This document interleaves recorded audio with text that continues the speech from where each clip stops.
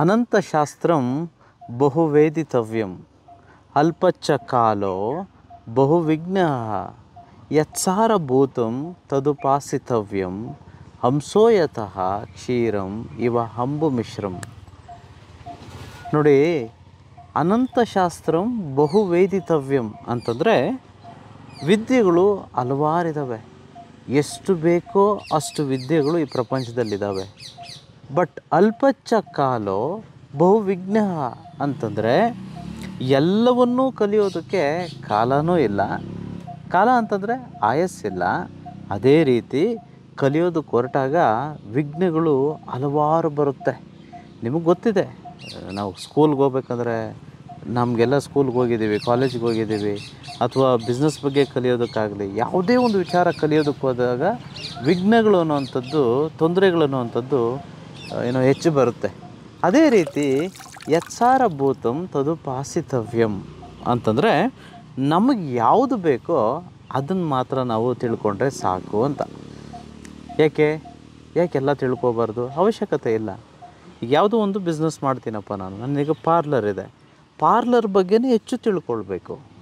ಈಗ ನನಗೆ ಒಂದು ರೆಸ್ಟೋರೆಂಟ್ ಇದೆ, ಹೋಟೆಲ್ ಇದೆ, ಹೋಟೆಲ್ ಬಗ್ಗೆ ಸಂಪೂರ್ಣವಾಗಿ ತಿಳ್ಕೊಬೇಕು.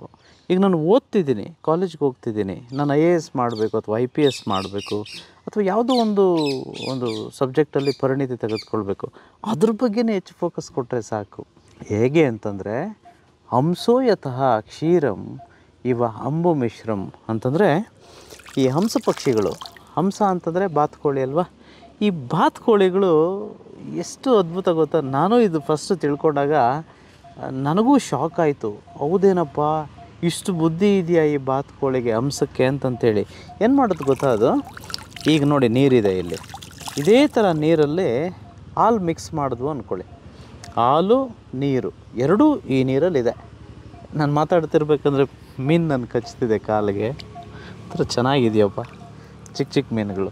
ಸೊ ಅದು ಹಾಲು ಮತ್ತು ನೀರು ಎರಡು ಮಿಕ್ಸ್ ಮಾಡಿ ಕೊಟ್ಟಾಗ ಆ ಹಂಸ ಪಕ್ಷಿನ ಅಲ್ಲಿ ಬಿಟ್ಟರೆ ಅದು ಹಾಲನ್ನು ಮಾತ್ರ ತೆಗೆದುಕೊಳ್ಳುತ್ತೆ, ನೀರು ಒಂದು ಚೂರು ಸಹ ಕುಡಿಯಲ್ಲ. ಎಷ್ಟು ಅದ್ಭುತ ಅಲ್ವಾ ರೀ. ಈಗ ನಿಜವಾಗ್ಲೂ ನಾನು ಅಥವಾ ನೀವು ಹಾಲು ಮತ್ತು ನೀರೆಲ್ಲ ಬೆರೆಸ್ಕೊಟ್ರೆ, ಅಥವಾ ಏನೇ ಬೆರೆಸ್ಕೊಡ್ಲಿ, ಅದು ಹಾಲು ಮಾತ್ರ ತೆಗೆದುಕೊಳ್ಳೋಕೆ ಗೊತ್ತಿಲ್ಲ, ಬಿಡಿ ನೀರು ಮಾತ್ರ ತೆಗೆದುಕೊಳ್ಳೋಕ್ಕೂ ಬರಲ್ಲ, ಎರಡೂ ಕುಡಿದ್ಬಿಡ್ತೇವೆ. ಬಟ್ ಹಂಸದ ಹತ್ರ ನಾವು ಕಲಿಬೇಕು. ನಮಗೆ ಏನು ಬೇಕೋ ಅದನ್ನೇ ತೆಗೆದುಕೊಳ್ಬೇಕು, ಬೇಡದೇ ಇರೋದನ್ನೆಲ್ಲ ತೆಗೆದುಕೊಳ್ಳೋ ಅವಶ್ಯಕತೆ ಇಲ್ಲ. ಪ್ರಪಂಚ ಹೇಗಿದೆ ಅಂತಂದರೆ ಇಲ್ಲಿ ಏನಿಲ್ಲ, ಎಲ್ಲ ಇದೆ. ನೆಗೆಟಿವ್ ಬೇಕಾ ನೆಗೆಟಿವ್ ಇದೆ, ಪಾಸಿಟಿವ್ ಬೇಕಾ ಪಾಸಿಟಿವ್ ಇದೆ, ಆಯಿತಾ. ಒಳ್ಳೆಯದು ಕೆಟ್ಟದ್ದು, ಒಳ್ಳೆಯ ಜನಗಳು ಕೆಟ್ಟ ಜನಗಳು ಎಲ್ಲವೂ ಇದೆಯಪ್ಪ ಇಲ್ಲಿ. ಸೊ ನಮಗೇನು ಬೇಕು ಅದು ಇಂಪಾರ್ಟೆಂಟು. ನಾವು ಡಿಸೈಡ್ ಮಾಡದೇ ಇದ್ದರೆ ಎಲ್ಲವೂ ತೆಗೆದುಕೊಳ್ತೇವೆ. Everything, all the junk will go inside. So what comes out is a junk only. So ಹಾಗಾಗಿ ಇನ್ಪುಟ್ ಸರಿ ಇದ್ದರೆ ಔಟ್ಪುಟ್ಟು ಡೆಫಿನೆಟಾಗಿ ಎಕ್ಸಲೆಂಟ್ ಆಗಿರುತ್ತೆ. ನಮ್ಗೆ ಇನ್ಪುಟ್ ತೆಗೆದುಕೊಳ್ಳೋಕ್ಕೆ ಗೊತ್ತಿಲ್ಲ. ಐ ಥಿಂಕ್ ಈ ಹಂಸ ಪಕ್ಷಿ ಹತ್ರ ಕಲಿಬೇಕು. ಹಂಸ ಪಕ್ಷಿ ಅಂದಾಗ ಜ್ಞಾಪಕ ಬರುತ್ತೆ, ನಾನೀಗ ಇರೋವಂಥದ್ದು ಮೈಸೂರು ಹತ್ರ ಸಂಗಮಕ್ಕೆ ಹೋಗಿದ್ವು. ಅಲ್ಲಿ ಒಂದು ಧ್ಯಾನ ಇತ್ತು, ವಿಶ್ವ ಧ್ಯಾನ. ಅದಾದಮೇಲೆ ರಂಗನತಿಟ್ಟು, ಇಲ್ಲಿ ತುಂಬ ಪಕ್ಷಿಗಳು ಬರ್ತಿರ್ತವೆ. ಈಗಾಗಲೇ ತುಂಬ ಸಲ ಹೇಳಿದ್ದಾನೆ, ಪಕ್ಷಿಗಳಿಗೆ ಜ್ಞಾನ ಅನ್ನೋದು ಅತಿ ಹೆಚ್ಚು. ಯಾವ್ಯಾವ ದೇಶದಿಂದನೋ ಬರುತ್ತೆ, ಬರೋದಕ್ಕೆ ದಾರಿ ಗೊತ್ತಿಲ್ಲ, ಆದರೂ ಹೇಗೂ ಬರುತ್ತೆ. ಬರೋದು ಮಾತ್ರ ಅಲ್ಲ, ಯಾವುದು ನಾವೆಲ್ಲ ಸ್ಕೂಲು ಕಾಲೇಜ್ಗೆ ಹೋಗ್ಬಿಟ್ಟು ಎಲ್ಲ ಕಲಿತೇವೆ, ಆದರೆ ಪಕ್ಷಿಗಳಿಗೆ ಯಾರು ಹೇಳ್ಕೊಟ್ಟಿದ್ದು ಗೂಡು ಕಟ್ಟೋದಕ್ಕೆ? ಅದು ಎಷ್ಟು ಅದ್ಭುತವಾಗಿ ಕಟ್ಟುತ್ತಲ್ಲ ಅದು. ಸೊ ಕಟ್ಟುತ್ತೆ, ಮಕ್ಕಳು ಮರಿಗಳು ಮಾಡುತ್ತೆ, ಮತ್ತು ತನ್ನ ದೇಶಕ್ಕೆ ವಾಪಸ್ ಹೋಗುತ್ತೆ. ಈ ಹಂಸ ಪಕ್ಷಿಗಳು ಮತ್ತು ಈ ಪಕ್ಷಿಗಳು ಅಂದಾಗ ಇನ್ನೂ ಯಾವುದೆಲ್ಲ ಕಲಿಬೋದಪ್ಪ ನಾವು ಅಂತಂದರೆ, ನೋಡಿ, ಈ ಕೊಕ್ಕರೆ ವಿಶೇಷವಾಗಿ ನೀರಲ್ಲಿ ನಿಂತಿರುತ್ತೆ. ನೀವು ಗಮನಿಸಿ ನೋಡಿ, ಅದು ಎರಡೂ ಕಾಲನ್ನು ಇಟ್ಕೊಂಡು ನಿಂತಿರಲ್ಲ, ಒಂದೇ ಕಾಲಲ್ಲಿ ನಿಂತಿರುತ್ತೆ. ಒನ್ ಆಫ್ ದ ರೀಸನ್, ಒಂದು ಅದ್ಭುತವಾದ ರೀಸನ್ ಇದೆ ಹಾಗೆ ನಿಲ್ಲೋದಕ್ಕೆ. ಏನು ಗೊತ್ತಾ ಆ ರೀಸನ್ನು? ಈ ನೀರಲ್ಲಿರೋ ಮೀನಿಗೆ ಗೊತ್ತಾಗಬಾರ್ದಂತೆ ಇದು ಯಾವುದೋ ಒಂದು ಪ್ರಾಣಿ ಅಥವಾ ಪಕ್ಷಿ ನಿಂತಿದೆ ನಾನು ಹಿಡ್ಕೊಳ್ಳೋಕ್ಕೆ ಅಂತಂತೇಳಿ. ಒಂದೇ ಕಾಲಲ್ಲಿ ನಿಂತಾಗ ಆ ಮೀನು ಅಂದ್ಕೊಳ್ಳುತ್ತಂತೆ ಇದೇನೋ ಕಡ್ಡಿನೋ ಏನೋ ಬಿಡಪ್ಪ, ಏನು ಪರವಾಗಿಲ್ಲ ಅಂಥೇಳಿ ಅದ್ರ ಕಾಲತ್ರ ಏನೋ ಓಡಾಡುತ್ತೆ. ಈ ಕೊಕ್ಕರೆ ಕಾಯ್ತಾ ನಿಂತಿರುತ್ತೆ, ಒಂಚೂರು ಕೂಡ ಅಲ್ಗಾಡಲ್ಲ, ಹಾಗೇ ಸ್ಟಿಲ್ಲಾಗಿ ನಿಂತಿರುತ್ತೆ. ನಿಂತು ಕಾದು ಆ ಮೀನುಗಳೆಲ್ಲ ಅದ್ರ ಹತ್ರ ಬಂದಾಗ ಒಂದೇ ಸಲ ನವಕ್ಕಂಥೇಳಿ ಮೀನನ್ನು ಇಟ್ಕೊಂಡ್ಬಿಡುತ್ತೆ. ಅಲ್ಲ ಎಷ್ಟು ಅದ್ಭುತ ನೋಡಿ ಈ ಬರ್ಡ್ಸ್ಗೆ. ನಾವು ಅಷ್ಟೇ ಸಕ್ಸಸ್ ಆಗಬೇಕು ಲೈಫಲ್ಲಿ, ವಿಶೇಷವಾಗಿ ಬಿಸ್ನೆಸ್ಸಲ್ಲಿ, ನಮ್ಮ ಲೈಫಲ್ಲಿ ಶ್ರೀಮಂತರಾಗಬೇಕು ಅಂತಂದರೆ ಈ ರೀತಿ ಕಾಯುವ ಒಂದು ಅದ್ಭುತವಾದ ತಾಳ್ಮೆ ಇರಬೇಕು. ಆಗ ಮಾತ್ರ ನಾವು ಸಕ್ಸಸ್ ಆಗೋದಕ್ಕೆ ಸಾಧ್ಯ. ಯಾವತ್ತೂ ಅಷ್ಟೇ ಒಂದೇ ದಿನದಲ್ಲಿ ಅಥವಾ 1 ತಿಂಗಳಲ್ಲೋ 6 ತಿಂಗಳಲ್ಲೋ ಅಥವಾ 1 ವರ್ಷದಲ್ಲೋ ಸಕ್ಸಸ್ ಆಗೋದಕ್ಕಾಗುತ್ತೋ ಇಲ್ಲೋ ನನಗೆ ನಿಜವಾಗ್ಲೂ ಗೊತ್ತಿಲ್ಲ ರೀ. ಬಟ್ ಏನು ಗ್ಯಾರಂಟಿ ಗೊತ್ತಾ, ಕಾದು ಯಾರು ಕುಳಿತುಕೊಳ್ತಾರೋ, ಯಾರು ತಾಳ್ಮೆಯಿಂದ ಇರ್ತಾರೋ, ಯಾರು ಅನ್ಡೈಯಿಂಗ್ ಸ್ಪಿರಿಟಿಂದ ಪ್ರತಿದಿನ ಪ್ರತಿ ಕ್ಷಣ ಅದಕ್ಕೆ ಕೆಲಸ ಮಾಡ್ತಾನೇ ಇರ್ತಾರೋ ಶ್ರೀಮಂತಿಕೆಗೆ, ನಿಜವಾಗ್ಲೂ ಅವ್ರನ್ನ ತಡೆಯೋದಕ್ಕೆ ಈ ವಿಶ್ವದಲ್ಲಿ ಯಾವ ಫೋರ್ಸಿಂದನೂ ಸಾಧ್ಯ ಇಲ್ಲ. ಅವರಿಗೆ ಯಾವುದು ಅಸಾಧ್ಯವಾದದ್ದೊಂದು ಇರೋದಿಲ್ಲ, ಎಲ್ಲವೂ ಸಾಧ್ಯವಾಗುತ್ತೆ. ಈ ಒಂದು ಅಂಶವನ್ನು ನಾವು ಈ ಕೊಕ್ಕರೆಯಲ್ಲಿ ಕಲಿಬೇಕು. ಅದ್ಭುತವಾದ ಪಕ್ಷಿ, ಅದ್ಭುತವಾದ ವಿಸ್ಡಮ್. ಹಾಗೆ ಈ ಪಕ್ಷಿಗಳಲ್ಲಿ ಇನ್ನೊಂದು ಗುಣ ಇದೆ. ಇವು ಯಾವುದಾದ್ರೂ ದೇಶದಿಂದ ಹಾರ್ಕೊಂಡು ಬರುತ್ತೆ ಅಂತ ಹೇಳಿದ್ನಲ್ವಾ, ಎಷ್ಟು ಅದ್ಭುತ ನೋಡಿ.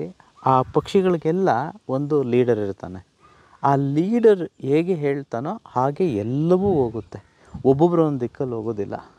ಅದು ಹಾರ್ತಾ ಬರ್ತಿರ್ಬೇಕಂತಂದರೆ ಸಹಜವಾಗಿ ಜರ್ನಿಯಲ್ಲಿ ಗಾಯ ಆಗ್ಬೋದು, ಹುಷಾರು ತಪ್ಬೋದು, ಅಥವಾ ಏನೇ ಕಷ್ಟಗಳಾಗ್ಬೋದು. ಆಗ ಆ ಪಕ್ಷಿ ಅಲ್ಲಿ ರೆಸ್ಟ್ ತೆಗೆದುಕೊಳ್ಬೇಕು ಅಂತಂದರೆ ಸರ್ವೇ ಸಾಧಾರಣವಾಗಿ ಮಿನಿಮಮ್ 4ರಿಂದ 5 ಪಕ್ಷಿ ಅಥವಾ ಆ ಗುಂಪೆ ಅಲ್ಲಿ ಇದ್ದು ಆ ಇಂಜರ್ಡ್ ಆಗಿರುವಂಥ ಅಥವಾ ಗಾಯ ಆಗಿರುವಂಥ ಹುಷಾರು ತಪ್ಪದಂಥ ಪಕ್ಷಿ ಜೊತೆ ಇದ್ದು ಅದನ್ನು ಪೋಷಣೆ ಮಾಡಿ ಮತ್ತೆ ಅದು ಸರಿ ಹೋಗೋ ತನಕ ಅಲ್ಲಿ ಅದನ್ನೆಲ್ಲ ಜೋಪಾನ ಮಾಡಿ ನೋಡಿಕೊಂಡು ತದನಂತರ ಎಲ್ಲವೂ ಒಟ್ಟಿಗೆ ಹಾರಿಕೊಳ್ತಾ ಬರುತ್ತೆ. ನೋಡಿ, ನಮ್ಮ ಫ್ಯಾಮಿಲಿಯಲ್ಲಿ 2, 3, 4 ಜನನೂ ಇರ್ತೇವೆ. ಅಥವಾ ಬಿಸ್ನೆಸ್ ಆಗ್ಬೋದು, ನಮ್ಮ ಫ್ರೆಂಡ್ಸ್ ಆಗ್ಬೋದು, ನಾವೆಲ್ಲ ಒಟ್ಟಿಗೆ ಮಾಡ್ತಿರ್ತೀವಿ ಅಂದ್ಕೊಳ್ಳಿ. ಯಾರಿಗಾದ್ರೂ ಕಷ್ಟ ಆದಾಗ ನಮ್ಮ ಫ್ಯಾಮಿಲಿಯಲ್ಲಿ ಅಥವಾ ನಮ್ಮ ಬಿಸ್ನೆಸ್ಸಲ್ಲಿ ಬಿಟ್ಟು ಹೋಗಬಾರ್ದು. ಎಲ್ಲರೂ ಒಟ್ಟಿಗೆ ಫೈಟ್ ಮಾಡಬೇಕು. ಎಲ್ಲರೂ ಏರುಪೇರುಗಳು, ಭಿನ್ನಾಭಿಪ್ರಾಯಗಳು ಇವೆಲ್ಲ ಸಹಜ. Not everybody are same. So ಹಾಗಾಗಿ ನಾವು ಒಟ್ಟಿಗೆ ತೆಗೆದುಕೊಂಡು ಹೋಗಬೇಕು. ನಾನು ಯಾರೋ ಪಕ್ಕದವ್ರ ಜೊತೆ ಅಡ್ಜಸ್ಟ್ ಮಾಡ್ಕೊಳ್ಳೋಕ್ಕೆ, ಪಕ್ಕದ ಮನೆಯವ್ರ ಜೊತೆ, ಇನ್ನೊಬ್ಬರ ಜೊತೆ ಅಂತ ಹೇಳಲಿಲ್ಲ. ನಮ್ಮ ಫ್ಯಾಮಿಲಿ, ನಮ್ಮ ಬಿಸ್ನೆಸ್ಸು, ನಮ್ಮ ಸ್ಟಾಫು, ನಮ್ಮ ಎಂಪ್ಲಾಯೀಸು ನಾವೆಲ್ಲ ಒಟ್ಟಿಗೆ ಇರಬೇಕು. ಏನೇ ಬರಲಿ ಈ ಪಕ್ಷಿಗಳ ಹತ್ರ ಕಲಿಬೇಕು ನಾವು. ಎಷ್ಟೆಲ್ಲ ಕಲಿಬೋದು ನೋಡಿ, ಇನ್ನೂ ಎಷ್ಟೆಷ್ಟೋ ಇದೆ. ಎಲ್ಲವನ್ನು ನಾವು ನಮ್ಮ ವರ್ಕ್ಶಾಪಲ್ಲಿ ಇನ್ನೂ ಸಂಪೂರ್ಣವಾಗಿ ಕಲಿಯೋಣ. ಸ್ಪೆಷಲಿ 100 ಕೋಟಿ ಬಿಸ್ನೆಸ್ ವರ್ಕ್ಶಾಪ್ ಅಂತೂ ಹೆಚ್ಚಾಗಿ ಬಿಸ್ನೆಸ್ ಬಗ್ಗೆ ಇರುತ್ತೆ. ಹೇಗೆ ಕಾಂಪೌಂಡಿಂಗ್ ಆಗಿ ದುಡ್ಡನ್ನು ಬೆಳೆಸ್ಬೋದು ಅನ್ನೋದ್ರ ಬಗ್ಗೆ, ಬಿಸ್ನೆಸ್ ಟೆಕ್ನಿಕ್ಸ್ ಬಗ್ಗೆ ತುಂಬ ಅದ್ಭುತವಾದ ಮಾಹಿತಿ ಇದೆ. ಅದ್ರ ಬಗ್ಗೆ ನಾವೆಲ್ಲ ಕಲಿಯೋಣ. ಎಲ್ಲರಿಗೂ ಇದು ಸಾಧ್ಯ. ಯಾಕೆ ಎಲ್ರಿಗೂ ಸಾಧ್ಯ ಅಂತಂದರೆ ಎಲ್ಲರಲ್ಲೂ ಪರಮಾತ್ಮ ಇದ್ದಾನೆ, ಎಲ್ಲರಲ್ಲೂ ವಿಶ್ವ ಇದ್ದಾರೆ, ಎಲ್ಲರಿಗೂ ಎಲ್ಲವೂ ಸಾಧ್ಯ. ಅಹಂ ಬ್ರಹ್ಮಸ್ಮಿ.